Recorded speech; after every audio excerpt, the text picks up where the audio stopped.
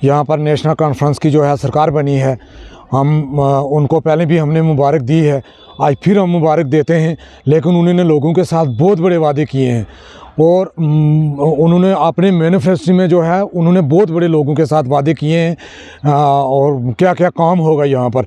और हम चाहते हैं कि आज तो अल्लाह का शुक्र है, यहाँ पर हमारे मंत्री साहब जो हैं, हमारे मेंढर के हैं जावेद अहमद राना साहब, हमने उनको पहले भी मुबारक दी है, आज दोबारा से हम मुबारक देते हैं।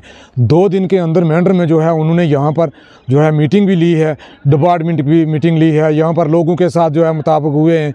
और कह रहा हूँ कि यहाँ पर देखें कि अगर सरकारी ज़मीनें हैं, यहाँ पर स्पोर्ट्स स्टेडियम होना चाहिए, यहाँ पर पार्किंग होनी चाहिए। जो लोग हमारे बाहर से आते हैं, गाड़ियाँ लगाने की जगह नहीं मिलती है।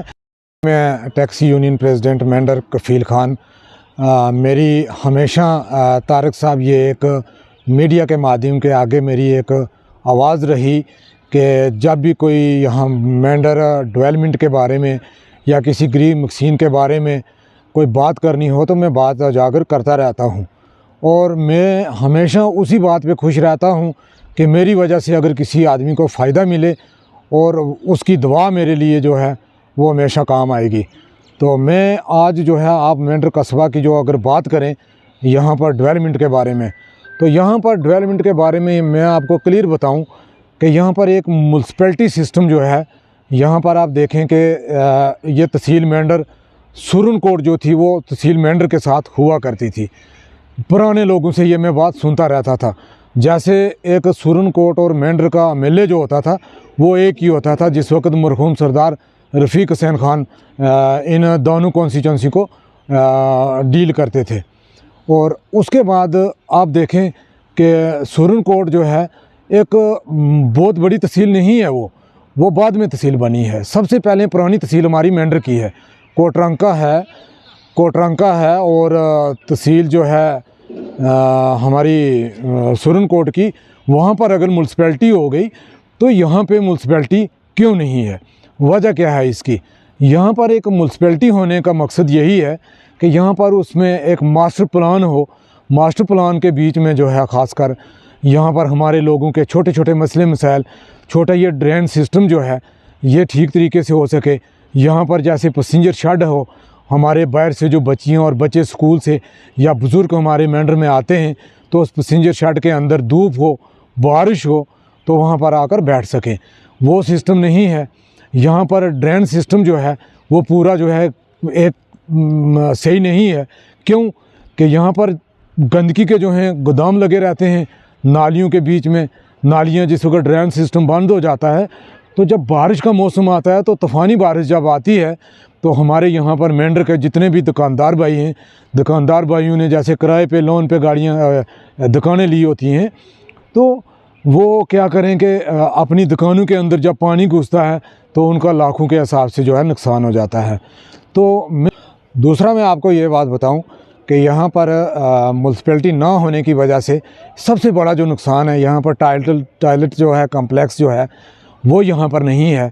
क्यों कि अगर वो हो यहाँ पर हो तो वो हमारी भाई बुज़ुर्ग, हमारी माएँ बहनें जो बाज़ार में आती हैं तो कहीं टॉयलेट नहीं मिलता है तो उसको बहुत बड़ी परेशानी का सामना करना पड़ता है। तो ये एक म्यूनसिपैलिटी होने के बावजूद एक मास्टर प्लान यहाँ पर होना चाहिए, और जिसकी वजह से हमारी मेंढर कस्बा जो है ये 3 तहसीलों में, जो आप देखें कि 3 तहसीलों में जो है इस वक्त मौजूदा हालत में है। तहसील मनकोट हो गई, तहसील बालाकोट हो गई, तहसील मेंढर, ये एक बहुत बड़ा एरिया है, कम से कम 1.5 लाख आबादी है। ये टेंडर होता है उसका, इस बार जो टेंडर हुआ है 17 लाख रुपए का टेंडर हुआ है। तो वो पैसा 17 लाख रुपया जो है इस बार, अगर पैसा मैं आपको कहूँ तो वो पैसा सही जगह पर कुछ ना कुछ यूटिलाइज़ हुआ है बीडीओ साहब की तरफ से। क्यों कि बीडीओ साहब ने यहाँ पर ड्रेन सिस्टम जो है, नालियों में जो गंद पड़ा रहता था वो थोड़ा सा हटवाया है। सबसे बड़ी बात यह है कि यहाँ पर आप देखें कि हमारे मेंढर के अंदर जो है ख़ासकर स्पोर्ट्स जो है स्टेडियम यहाँ पर नहीं है। आप आगे पीछे नज़र मारें, क्या यहाँ पर गवर्नमेंट लैंड नहीं है? यहाँ पर देखें इतनी सरकारी ज़मीनें पड़ी हुई हैं कि बेशुमार। मैं कहता हूँ कि स्पोर्ट्स स्टेडियम एक ही जगह नहीं बल्कि 3 स्पोर्ट्स स्टेडियम होने चाहिए। मनकोट में अलग होना चाहिए, मेंढर में अलग होना चाहिए, हरनी में अलग होना चाहिए।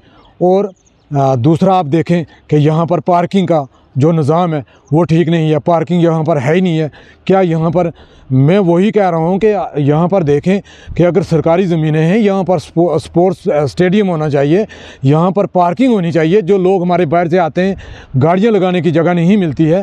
देखें जो बाहर से हमारे लोग आते हैं वो पार्किंग ना होने की वजह से बाज़ारों में खड़ी करके लोग जो हैं वो आगे पीछे अपनी बिजनेस के लिए या अपने किसी काम के सिलसिले में, दुकानदारी, कोई सौदा फ़रोख्त करने के लिए बाज़ारों में चले जाते हैं और घंटा 2-2 4-4 घंटे जाम लगता है। तो उसमें ट्रैफ़िक का निज़ाम जो है वो ट्रैफ़िक कैसे ठीक कर पाएगी? ये हम लोगों को यहाँ पर सोचना है। यहाँ पर नेशनल कॉन्फ्रेंस की जो है सरकार बनी है, हम उनको पहले भी हमने मुबारक दी है, आज फिर हम मुबारक देते हैं। लेकिन उन्होंने लोगों के साथ बहुत बड़े वादे किए हैं और उन्होंने अपने मैनिफेस्टो में जो है उन्होंने बहुत बड़े लोगों के साथ वादे किए हैं और क्या क्या काम होगा यहाँ पर। और हम चाहते हैं कि आज तो अल्लाह का शुक्र है यहाँ पर हमारे मंत्री साहब जो हैं हमारे मेंढर के हैं, जावेद अहमद राना साहब, हमने उनको पहले भी मुबारक दी है, आज दोबारा से हम मुबारक देते हैं। 2 दिन के अंदर मेंढर में जो है उन्होंने यहाँ पर जो है मीटिंग भी ली है, डिपार्टमेंट की मीटिंग ली है, यहाँ पर लोगों के साथ जो है मुताबिक हुए हैं।